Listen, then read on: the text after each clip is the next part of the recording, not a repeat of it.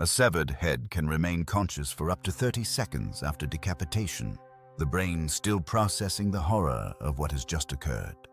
But imagine being 80 years old, your frail body already weakened by decades of monastic life. As you're dragged through the streets of London to face not just the headsman's axe, but the full, methodical brutality of being hanged, drawn, and quartered. This was the fate that awaited Richard Whiting, Abbot of Glastonbury, on November the 15th, 1539, a man whose only crime was refusing to surrender one of England's most sacred monasteries to the insatiable greed of Henry VIII.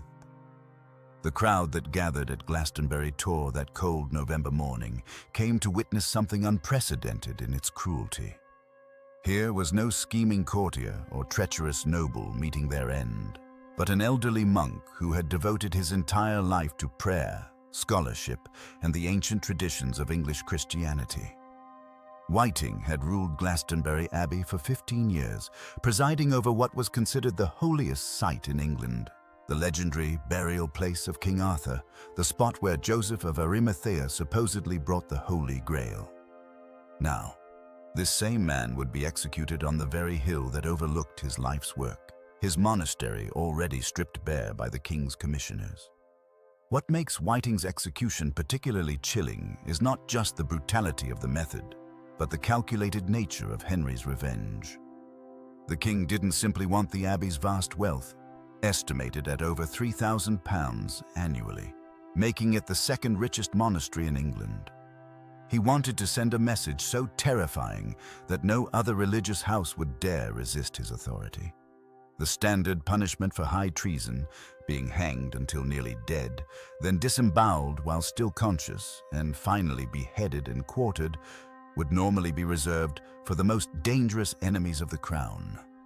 But Henry ordered it for an octogenarian monk whose greatest weapon was his refusal to sign a document. The physical reality of what Whiting endured becomes even more horrifying when we consider the medical knowledge of the time. Tudor executioners had perfected their craft to maximize both suffering and spectacle. They knew precisely how long to leave a victim hanging before cutting them down, enough to cause excruciating pain and partial strangulation, but not enough to grant the mercy of unconsciousness for an 80-year-old man. Already weakened by imprisonment and interrogation, every moment of this ordeal would have been magnified by the fragility of his aged body.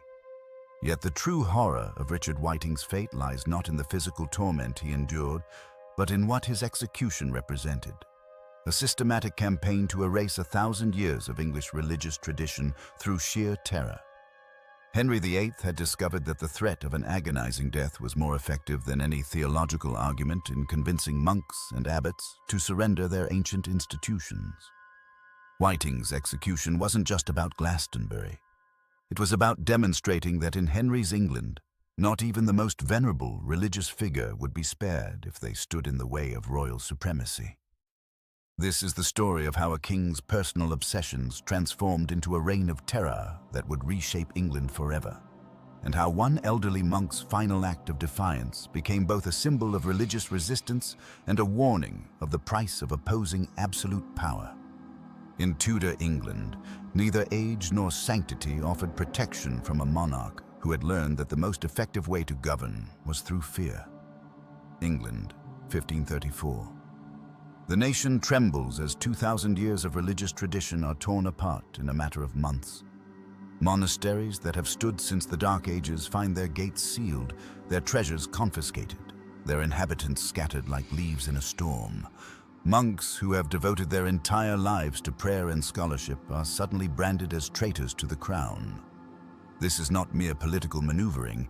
This is Henry VIII's systematic destruction of the Catholic Church in England, and those who dare resist will discover that neither age nor holiness offers protection from the king's wrath.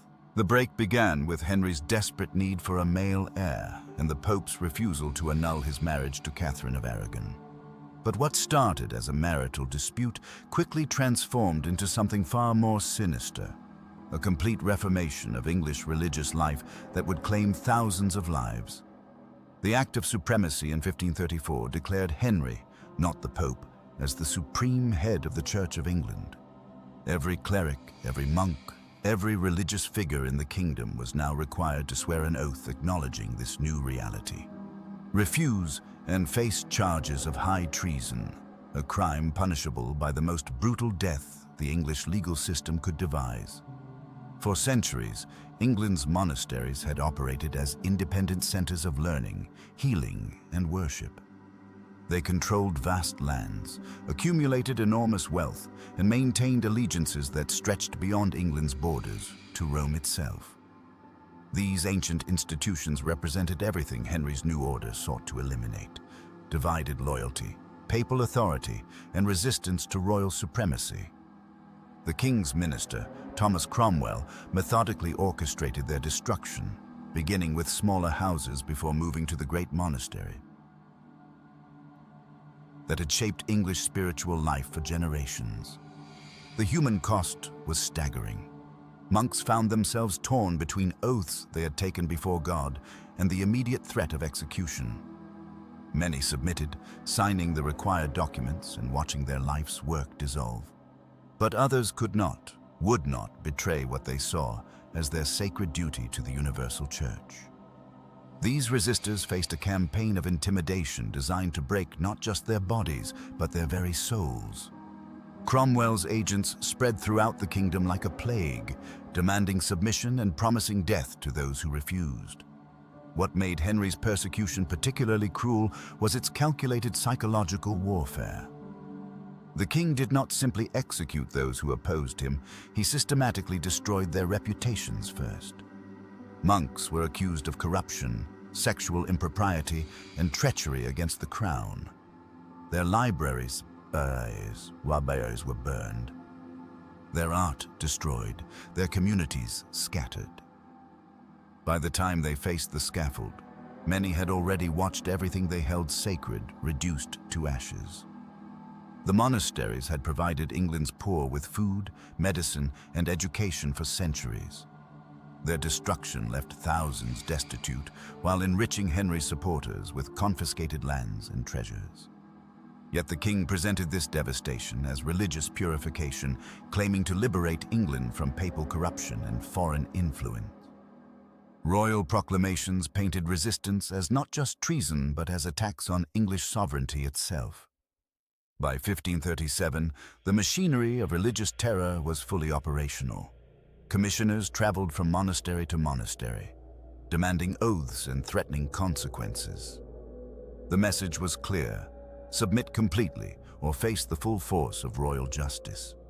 No exceptions would be made for age, infirmity, or decades of faithful service.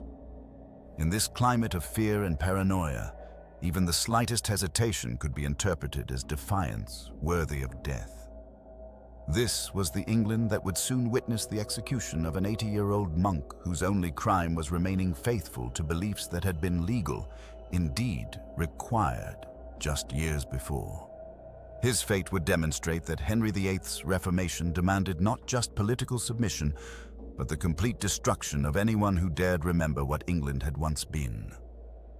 John Hton knelt in the stone chapel of the London Charterhouse at 4 in the morning, as he had every morning for nearly 2 decades.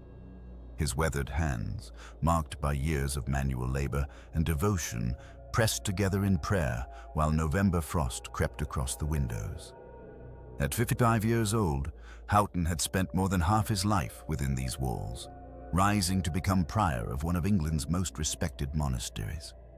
He could not have known that within 6 months, those same hands would be severed from his body on the orders of his king. Born around 1487 in Essex, Hton had entered religious life as a young man, drawn by the Carthusian order's reputation for extreme devotion and scholarly pursuit. The Carthusians lived in near-complete silence, spoke only when necessary, and dedicated themselves to prayer, study, and contemplation of God. It was a harsh existence that demanded everything: comfort, companionship, personal ambition, all surrendered for spiritual purpose. Hton had not merely survived this discipline, he had thrived within it. By 1531, when the London Charterhouse elected him prior, Houghton had earned profound respect among England's religious communities. He was known for his intelligence, his administrative skill, and his unwavering moral certainty. Under his leadership, the Charterhouse became even more renowned for its piety and learning. Nobles sought his counsel, scholars visited to debate theology, and common people regarded the monastery as a beacon of genuine holiness in an increasingly corrupt world. But Houghton possessed something that would prove far more dangerous than any sword in Henry VIII's England: an uncompromising conscience. When King Henry began dismantling papal authority in England, demanding that all religious houses accept him as supreme head of the church, most monasteries complied. Abbots and priors across the kingdom took the oath, placing temporal survival above spiritual conviction. The consequences of refusal were becoming increasingly clear, as Thomas More and John Fisher had already lost their heads for similar resistance. Houghton was different. He had spent decades in contemplation, stripping away worldly concerns until only essential truths remained. To him, the Pope's spiritual authority was not a political convenience to be negotiated. It was divine law, established by Christ himself. No earthly king, regardless of his power or threats, could legitimately claim dominion over the church. This was not mere theological preference. It was the foundation of everything Houghton believed about God, salvation, and eternal truth. The prior understood exactly what his refusal would cost. He was not naive about Henry's capacity for violence, nor was he unaware that cooperation might preserve his monastery and the community he loved.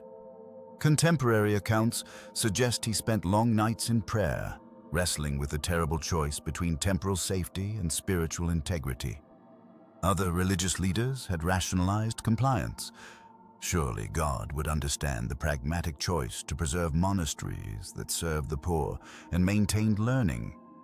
But for John Houghton, such reasoning represented a fundamental betrayal of his vows and his God. He had promised to serve Christ above all earthly powers, and that promise could not be conditional on the consequences. In letters discovered later, he wrote that he would rather suffer rack and rope than deny what he believed to be divine truth. This was the man who would face Henry VIII's wrath. Not a political schemer or ambitious courtier, but a 55-year-old monk whose only crime was refusing to compromise his deepest convictions. His quiet life of prayer and service had prepared him for everything except the brutal reality of what absolute refusal would mean in Tudor England. Henry VIII was about to demonstrate that age, piety, and decades of faithful service meant nothing when they conflicted with royal authority. The summer of 1537 found Henry VIII in a state of barely contained fury. The pilgrimage of grace had been crushed, but its embers still smoldered in the king's mind. Reports reached the royal court daily: whispered conversations in monastery corridors, coded letters between religious houses, subtle acts of defiance that gnawed at Henry's newfound supremacy over the English church. What particularly enraged the king was the discovery that some of the most vocal opposition came not from ambitious nobles or scheming politicians, but from elderly monks who should have known better than to challenge royal authority. Henry's rage was not merely political. It was deeply personal. For nearly a decade, he had fought to establish himself as the supreme head of the Church of England, breaking centuries of papal authority to secure his divorce from Catherine of Aragon. Every act of religious dissent felt like a direct assault on his divine right to rule, a challenge to the very foundation of his restructured kingdom. The king, who had once penned theological treatises defending Catholic orthodoxy, now demanded absolute submission to his religious revolution. Thomas Cromwell, Henry's chief minister, understood his master's temperament perfectly. He fed the king's paranoia with carefully crafted reports highlighting the dangers of monastic resistance. In Cromwell's calculations, the remaining traditionalist monks represented more than religious opposition. They were potential rallying points for future rebellions. The Carthusian order, with its reputation for unwavering principle and moral authority, posed particular threats to the new religious settlement. The king's wrath manifested in increasingly draconian measures. Where Henry had once shown occasional mercy to religious dissenters, hoping to win converts through persuasion, he now embraced brutal efficiency. Age, reputation, and past loyalty meant nothing in the face of current defiance. The royal courts buzzed with discussions of treason cases, and the definition of treasonous speech expanded to encompass even private conversations questioning royal supremacy. Henry's courtiers learned to read the dangerous signs of the king's mounting fury. His face would flush red when presented with reports of monastic resistance. His voice would drop to a menacing whisper when discussing punishment for religious dissent. Those who had served him longest recognized the particular quality of rage that preceded his most ruthless decisions. A cold, calculating anger that sought not just compliance, but complete destruction of opposition. The psychological warfare was deliberate. Henry understood that executing a few prominent resistors would send shockwaves through every monastery, convent, and parish church in England. Fear would accomplish what theological arguments had failed to achieve. The king, who had once prided himself on being a Renaissance prince, patron of arts and learning, now embraced terror as a tool of religious policy. Letters from the period reveal Henry's mindset with chilling clarity. He wrote of the need to root out opposition completely, to ensure that no corner of his kingdom remained untouched by royal authority. The king spoke of rebellious monks as enemies of God and state, deserving punishments that would serve as permanent warnings to others contemplating disobedience. What made Henry's campaign particularly ruthless was his systematic targeting of the most vulnerable opponents. Elderly monks, isolated in their communities, lacking political connections or military protection, became perfect victims for public spectacles of royal power. Their very weakness, their inability to mount effective resistance, made them ideal subjects for demonstrations of what happened to those who defied the king's will. Henry's wrath had found its target, and neither age nor piety would provide protection from the storm that was about to break. The trial of John Hton was less legal proceeding than theatrical performance, a carefully choreographed dance toward a predetermined conclusion. In the spring of 1535, the 80-year-old Carthusian prior found himself dragged before a special commission at Westminster, his frail body betraying none of the defiance that had sealed his fate. Thomas Cromwell, Henry's ruthless secretary, had assembled a tribunal designed not to weigh evidence but to manufacture treason from conscience. The courtroom buzzed with nervous energy as lawyers shuffled through documents they knew were secondary to the king's will. Houghton stood accused of maliciously refusing to acknowledge Henry as supreme head of the Church of England, a crime that existed only because Parliament had recently made it so. The prosecution's case rested on a single, damning conversation. Weeks earlier, Cromwell himself had visited the Charterhouse with a simple demand: swear the oath recognizing Henry's supremacy or face the consequences. Houghton had responded with the measured calm of a man who had spent decades in contemplation. He could not, in good conscience, grant temporal authority over spiritual matters. His refusal was quiet, respectful, and utterly unacceptable to a king who demanded absolute submission. Now, in the suffocating atmosphere of Westminster Hall, that conversation became twisted into something far more sinister. The prosecution argued that Houghton's refusal constituted an act of treason, that his very silence was a malicious attack on the crown. Richard Rich, the Solicitor General, spoke with theatrical passion about the monk's poisonous influence and stubborn malice, painting this elderly man of prayer as a dangerous enemy of the realm. Houghton's defense was heartbreakingly simple. He had served God faithfully for decades, harming no one, seeking only to follow his conscience in matters of faith. His voice, when he spoke, was steady but barely audible in the vast hall. He acknowledged his loyalty to the crown in all temporal matters, but maintained that his soul belonged to God alone. To the judges, this distinction was meaningless. Henry had made himself God's representative on earth, and to deny one was to deny the other. The most chilling aspect of the proceedings was their veneer of legality. Witnesses were called, testimonies recorded, legal precedents cited. Yet everyone present understood the fundamental truth. Houghton had been condemned the moment he refused to bend. The judges, many of them decent men in other circumstances, found themselves trapped in the machinery of royal will. To acquit would be to invite their own destruction. As the afternoon wore on, the courtroom grew heavy with the weight of inevitable judgment. Spectators shifted uncomfortably, some perhaps recognizing that they were witnessing not justice but judicial murder, dressed in legal robes. The prosecution presented no evidence of actual treason, no plots, no conspiracies, no acts of rebellion. Only the terrible crime of maintaining one's conscience in the face of absolute power. When the verdict came, it surprised no one. Guilty of high treason. The sentence followed with mechanical precision, to be hanged, drawn, and quartered, the same fate reserved for the most dangerous enemies of the realm. Houghton received the news with the same quiet dignity he had maintained throughout, offering a brief prayer for his judges and his king.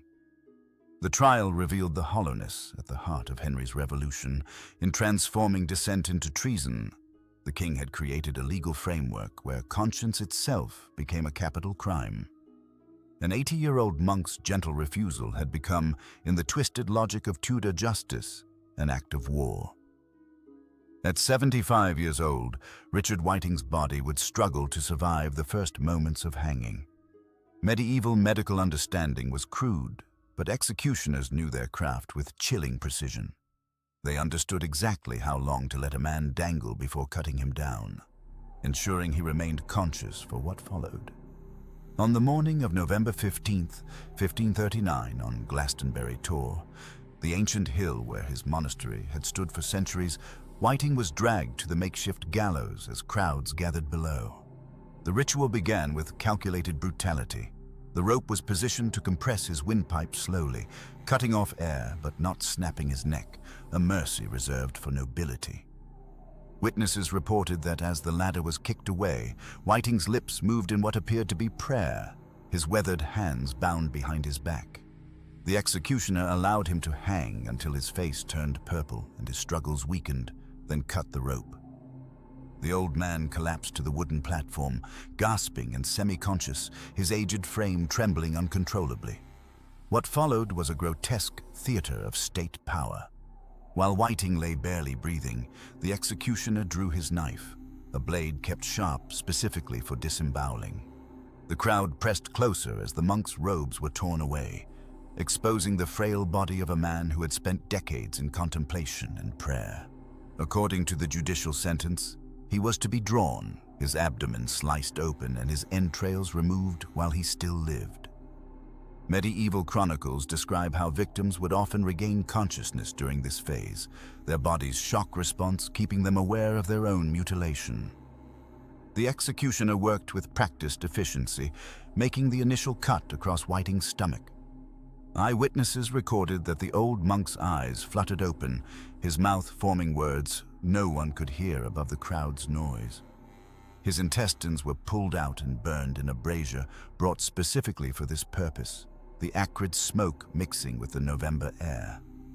The medical reality was horrific. Whiting's nervous system would have registered every sensation, even as his body began shutting down from trauma and blood loss. Only then came the final act of quartering. The executioner severed Whiting's head with an axe, requiring several blows given the man's thick neck muscles.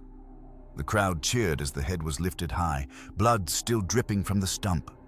4 horses were then brought forward, ropes tied to the monk's limbs, and his body was literally torn apart. The sound of bones separating from joints carried across the hilltop, a noise witnesses would later describe as haunting their dreams. But perhaps most disturbing was what observers noted about Whiting's demeanor throughout this ordeal. Multiple accounts describe his remarkable composure. Even as his body was being systematically destroyed, he showed no signs of the rage or terror that typically accompanied such executions. Some interpreted this as divine grace, others as the dissociation of a man whose mind had retreated from unbearable reality. Tudor chroniclers wrote that he appeared to be already departed from this world, even while his heart still beat. The quarters of Richard Whiting's body were sent to be displayed in neighboring towns, his head mounted on the gate of Glastonbury itself, where it remained for months as a warning to any who might challenge the king's authority. His crime had been refusing to surrender his monastery Sary's treasures and lands. His punishment was the complete obliteration of both his body and his life's work, carried out with the methodical precision that had become Henry VIII's signature response to religious defiance. The news of John Houghton's execution spread through London like wildfire, carried by merchants returning from Tyburn, whispered in taverns, and discussed in hushed tones behind closed doors. What people had witnessed on that May morning in 1535 was more than just another execution. It was a deliberate message written in blood and entrails, designed to reach every corner of the kingdom. At court, the reaction was one of calculated silence. Nobles who had watched Henry's religious revolution unfold understood the implicit threat. Thomas More's daughter, Margaret Roper, would later write that courtiers spoke of the Carthusians' fate with great fear and trembling. These were men who had lived lives of absolute purity, who had harmed no one, whose only crime was refusing to acknowledge the king's supremacy over their souls. If Henry could order such men dragged through the streets and butchered like animals, what safety could anyone claim? The Spanish ambassador Eustace Chapuis reported that even Henry's most loyal supporters privately expressed horror at the brutality shown to men they considered saints. Among London's merchants and craftsmen, reactions split along the fault lines of religious belief and political pragmatism.